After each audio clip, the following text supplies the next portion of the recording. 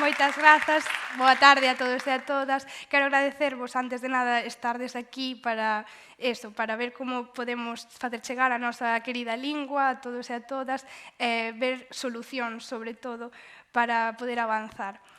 Tituleino así, unha galegofalante nas aulas de Compostela, porque a min xa me dixeron, nin que foras a única. Home, a ver, non, tan mal non estamos, gracias a Dios, pero ven sendo un manual, un día comigo, idesme acompañar como é estar nunha aula, cambiarte de levar 16 anos no rural e chegar agora a Santiago de Compostela, e idesme acompañar nesta viaxe, primeiro facendo unha análise lingüística da situación no rural, tanto como na cidade, a pesar de que seguramente xa saibades como é. Temos dúas clases que analizou o profe de galego de Touro. Podemos comprobar que en cuarto da ESO o 73,3% das persoas falan sempre galego, co cal isto é superpositivo. En segundo da ESO, un 82,4%, e tan só falan castelán en ambas as dúas un 5%, castelán sempre. Entón, considero que no rural, como sabemos todos, está bastante ben.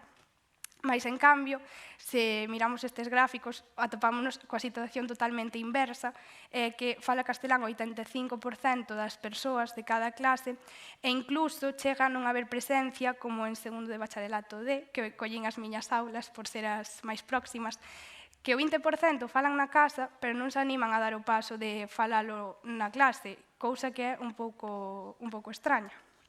Entón, analicei tamén os pros e os contras un pouco de cada sitio que poden axudar a mellorar o que ven sendo transmitir a lingua. Nos pros de Touro, é dicir, o centro do rural, usan moitísimo galego en todas as actividades, prácticamente non hai o uso do castelán, excepto na materia de lingua castelá e literatura. As materias, prácticamente todas, se dan en galego, a excepción de algunhas, como xa indica o decreto do plurilingüismo, e o profesorado e o alumnado son prácticamente todos galegofalantes, o cal isto mellora moitísimo pois todo o que ven sendo a transmisión. En contras, temos reticencia propia cara á lingua, que isto a min sempre me dou moita mágoa, non? Ti, cando querías, decías, o galego tamén ten que estar en ámbitos como a xustiza, ou mellor así, comentando nun debate de amigos, pois dinche, pero que che molesta que está en castelán se ti o que estás facendo é entendelo? Tamén sabes castelán, non tes por que molestarte en cambiar a lingua. E dis, xa, pero que eu tamén teño dereito a usar a miña, ou logo non. E ainda siguen eses prexuizos lingüísticos de que o galego é unha lingua para andar por casa, por eles, aínda que non o pensen directamente. Eles chegan aquí ao instituto agora, como a min, e falan castelán, moitos deles entre os amigos, co cal a mí isto sempre me chamou moito a atención e é unha cousa que comprendo, entre comillas, pola presión social, pero non acabo de entender como fai o funcionamento de cambiar para o castelán. En cambio, en Compostela tamén atopei algúns pros, e é que teñen como unha protección ás galegofalantes. Isto quere dicir que ti, se falas galego, pois vas ter sempre un apoio do profesorado, o alumnado incluso recibe xenial isto de chegar unha galegofalante. Hai moitos que me dicían, no, é que eu, se puidera defender tanto como faz ti a lingua, pois estaría moito máis contenta comigo mesma. E a min iso, vamos, enchíame de alegría. Despois temos o delegue, do cal falarei máis adiante un pouco das súas iniciativas e incentivos, e o amor á lingua propia. Parecíalles perfecto que chegara unha persoa falando galego e decían, por fin. E claro, eu pensaba, esa persoa tamén pode ser ti. Pois gustaríame marchar dali, polo menos deixando a persoas que falen galego, se é posible. En contras, temos esa presión sociolingüística da que falamos antes, os grupos falan castelán entre sí, entón, a xente que fala galego na casa vai mudalo. Non é o meu caso, pero é o da maioría da xente. Hai prexuizos lingüísticos, a mí nunca me faltou unha broma sobre a lingua que falo, por desgraza, pero cada vez hai menos, iso certo é. E o profesorado e o alumnado son prácticamente todos castelán falantes, mais destaco que o profesorado imparte incluso castelán falante as materias en galego por vontade propia e incluso crea materiais nesa lingua. Agora vou falar un pouco do centro do que estou agora, das cousas que me sorprenderon. A primeira foi a adaptación lingüística, e é que a xente cambiaba o idioma cada vez que viña a falar conmigo, non? Alegrábanse. Polo menos, decía, algo practican, aínda que sexa para esa exposición oral de galego, e eles estaban contentos. Dicían, pois alégrame porque contigo podo falar galego. Outra cousa que me sorprendeu foi que as materias impartidas en castelán, eles respondían en galego. Son poucas, ben certo é, pero eles respondían en galego, era como que tiñan como a lingua do ensino para eles. Despois temos o EDLG, que era do que iba a falar agora. Estas imaxes que vedes aí son do túnel do terror, que lle fascinou moitísimo aos alumnos, fixo este cemiterio dos autores e autoras galegas, que moitos alumnos se uniran. Este ano, por fin, o EDLG está xestionado prácticamente na súa totalidade por alumnos, non sei se chegamos aos 30, somos bastantes, tendo en conta que o mellor hai 3 reunións nos recreos dunha semana, que os recreos son sagrados para eles.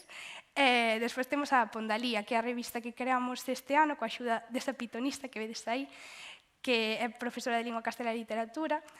Estamos supercontentos de poder espallar un pouco a lingua, ainda que sexa tamén en canto a creación. Hai creación literaria, hai redaccións feitas por alumnos, despedidas a profesores xubilados.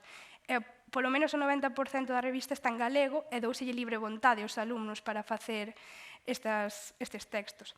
Como pode axudar o estudantado? Pois dende asociacións como Erguer, por exemplo, mobilizándose, querendo un ensino en galego, que non lles quiten ese dereito de aprendelo, porque as matemáticas tamén se poden dar en galego, as ciencias podense dar en galego, e chegar a un montón de xente.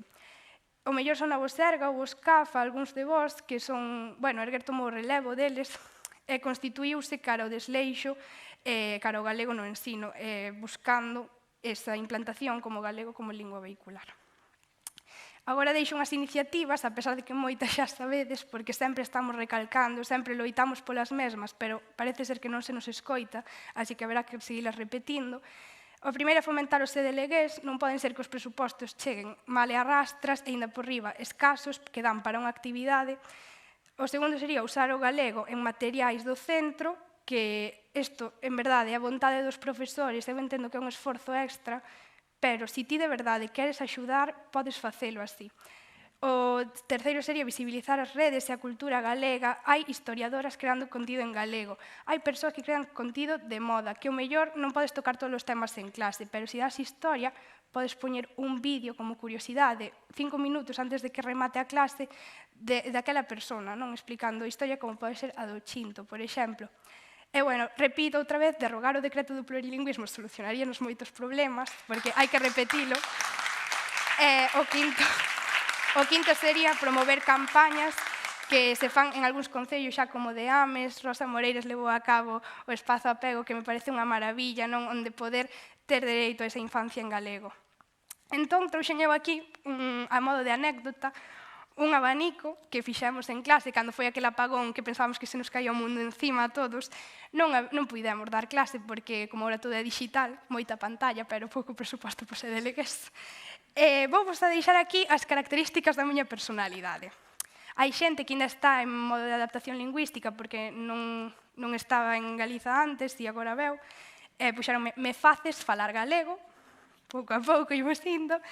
Gústame moito cando falas galego, ou excelente nivel de gallego, viva Galicia. E a miña favorita, me caes bien, eres maja, pero non me vas a convencer de hablar gallego. Bueno, eu intentei, non? Así que eu creo que a miña mensaxe é clara, hai que repetir, hai que berrar, por moito que nos ignoren, loitemos dentro das aulas por un ensino e un presente en galego. Moitas grazas.